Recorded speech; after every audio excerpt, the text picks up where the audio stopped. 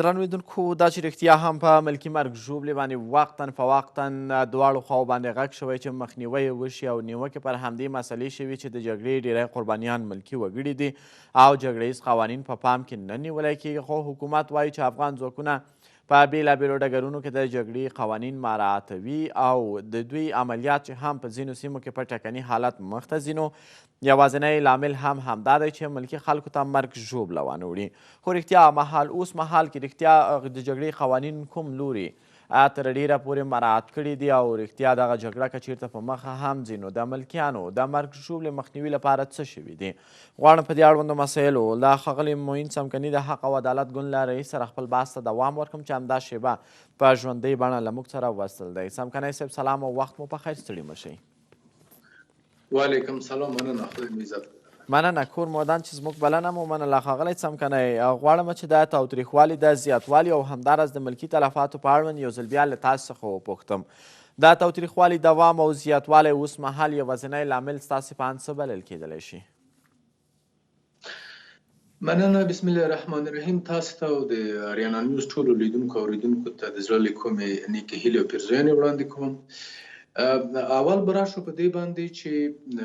په د اوس مهال کې چې جګړه تونده شوې ده یا د 40 کاله چې جګړه شوې ده، له بده مرغه ټوله جګړه په هغو ځایونو کې کیږي چې چیرته خلک ځای په ځای وي. پخوا زمانو کې به د جګړې ډګرونه به داشتو ته سره وتل، دوه لښکرې به سره مخامخ کېدې، خو اوس له بده مرغه په کلو کې دواړه لوري جګړې کوي او په پایله کې زموږ ولس ته زیان رسیږي، مالي او جاني او حتی د عزت په کچه باندې نقصان رسیږي. نو خبره دا ده چې دواړه لوري په دې کې پړه ګڼل کېږي، ځکه چې تر څو چې هغه موږ ته معلومات دي دواړه لوري سرغړونه کوي له بده مرغه. نو د صلح موضوع دا دی چې که د اوس وخت کې چې د اروپا ټولنې نوي اظهارات کړي دي د دغو سره وکولی شي چې دواړه لوري، یو لوری نه دواړه لوري د تاوتریخوالي په کمولو کې ونډه واخلي، نو دا به تر ټولو بهتره وي. بله، خو اوس مهال که چیرته رښتیا هم دواړو خواوې په جګړه ییزو قوانینو نه مراعات باندې تورنیږي، نو څه فکر کوي د افغانستان وضعیت ته په کتو سره څه باید وشي؟ ځکه چې طالبان که د خلکو په کورونو کې ځای نیسي، حکومت هم په دې برخه کې یادونه کوي چې نه باید دغه کار طالبان وکړي، ځکه که چیرته دوی هدف ګرځولی کیږي ملکي خلکو ته مرګ ژوبله اوړي او په همدې دلیل د دوی عملیات هم ټکني حالت څخه مخکې ځي. د جګړې تکتیک ته په کتو سره که طالبانو پکې بدلون راوستی وي نو حکومت ته کول څه پکار دي؟ نو حکومت ته هم هزل کیاس که چیرې طالبانو د اظهارات چې دوی کوي چې موږ د ملکیانو مرګ ژوبله راټیټوو، ښه به دا وي چې په ټوله کې حکومت او طالبانو نړیواله ټولنه د ورکم او بالاخره په اوربند باندې سلا شي چې دغه د اروپا د ټولنې د غوښتنو نه یوه غوښتنه هم دا ده، افغان ولس دایما صلح غواړي. که اوربند وشي نو د اوربند لپاره هر هغه څه چې طالبان ځوروي یا دوی فرضاً دې ته نه تیاریږي چې اوربند وکړي، هغه لاملونه دې په ګوته شي، بالاخره دې هغوی ته د داسې یو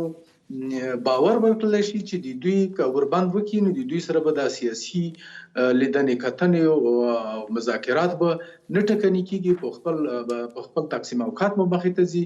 نو په هغه وخت کې شونې ده چې طالبان اوربند وکړي او حکومت هم به دې وي چې په دې باندې په پوره اقدام وکړي چې تر څو د موږ دپاره یو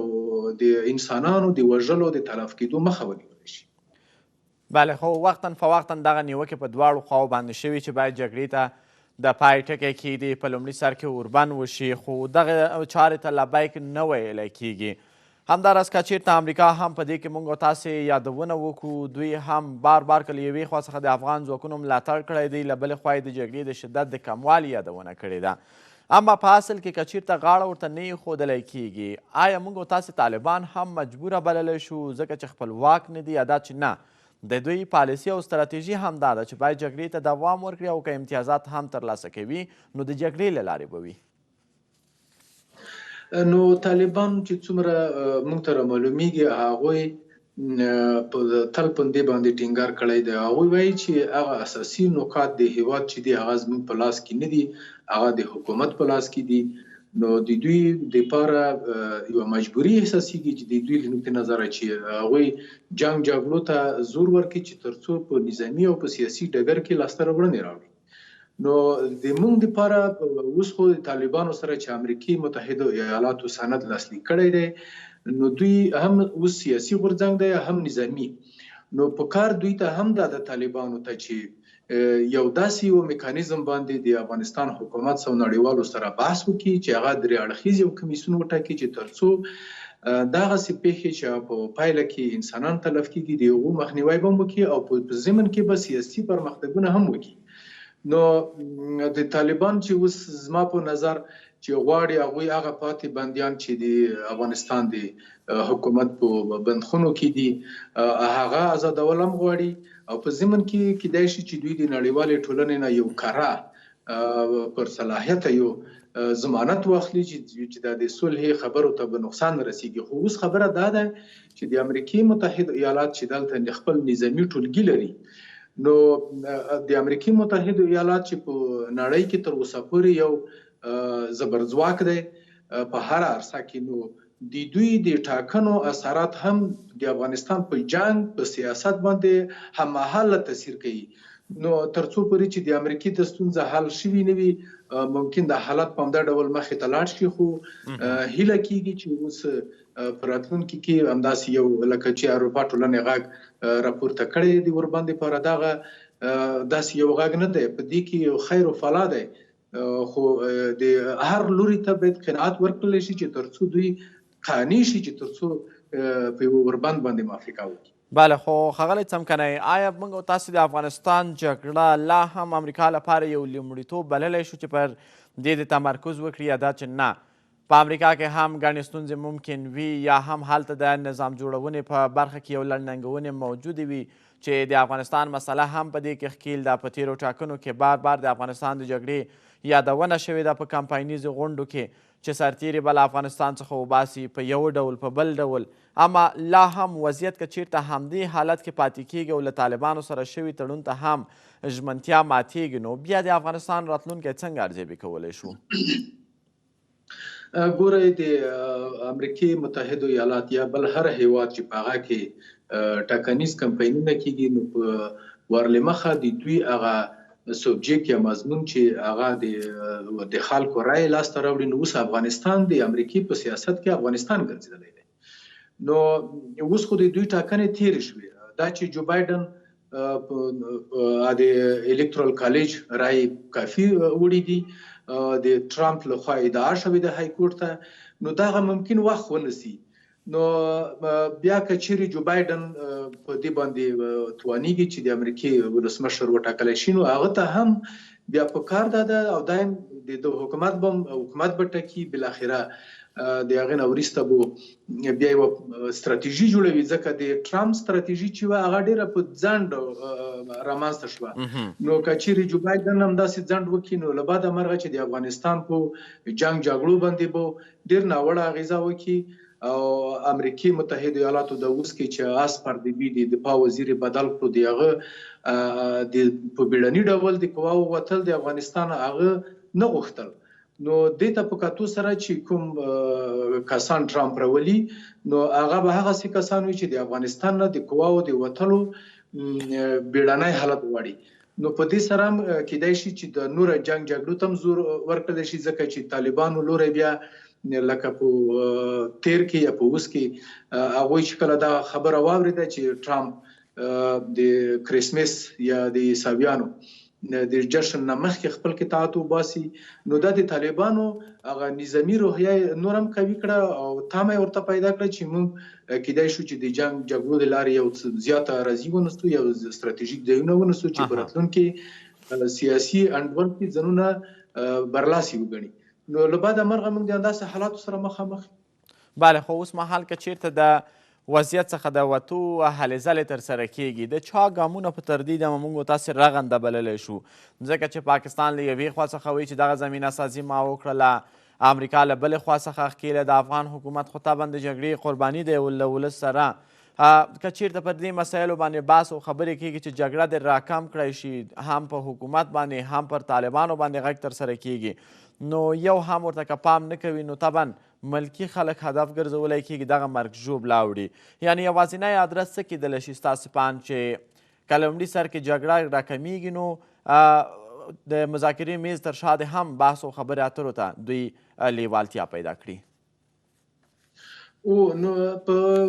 ټولو د نړۍ په ټولو منازعاتو کې چې رامنځته شوي دي لکه د افغانستان همداسې ورته په نورو ځایونو کې نو په هغه کې هغه مهم رول چې دی لوبولی د ملګرو ملتونو موسسه ده د امنیت شورا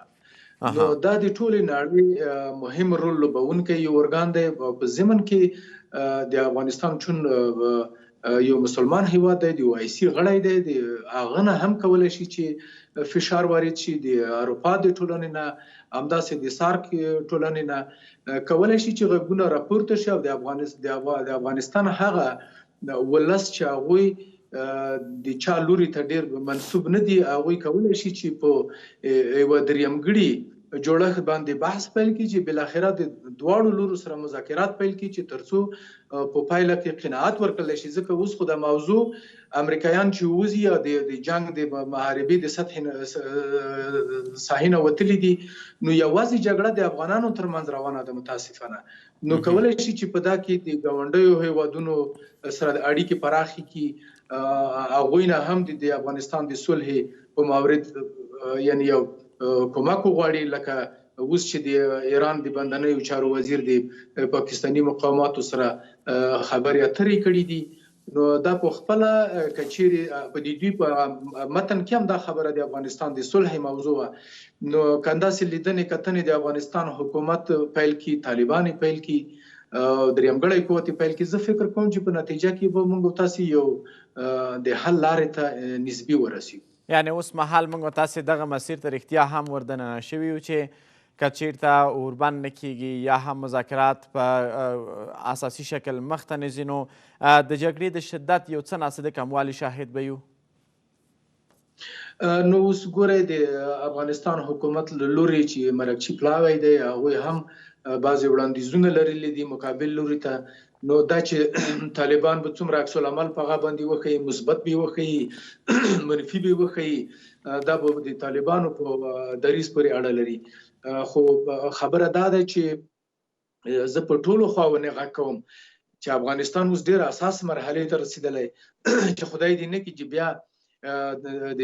قومونو یا د منطقو ترمنځ یا د جهتونو ترمنځ ټکر رامنځته شي نو په کار ټولو ته ده چې د یو قوي سیاسي بصیرت نه کار واخلي چې ترڅو د حل په لارو باندې کار شروع کړي چې ترڅو وکولی شو موږ یوه نسبي که اوربند ته نه رسیږو چې ورکام ته ورسیږو دا به هم ډېره لویه لاسته راوړنه مننه د مثبت بدلون په هیله کور مودان ښاغلی څمکنی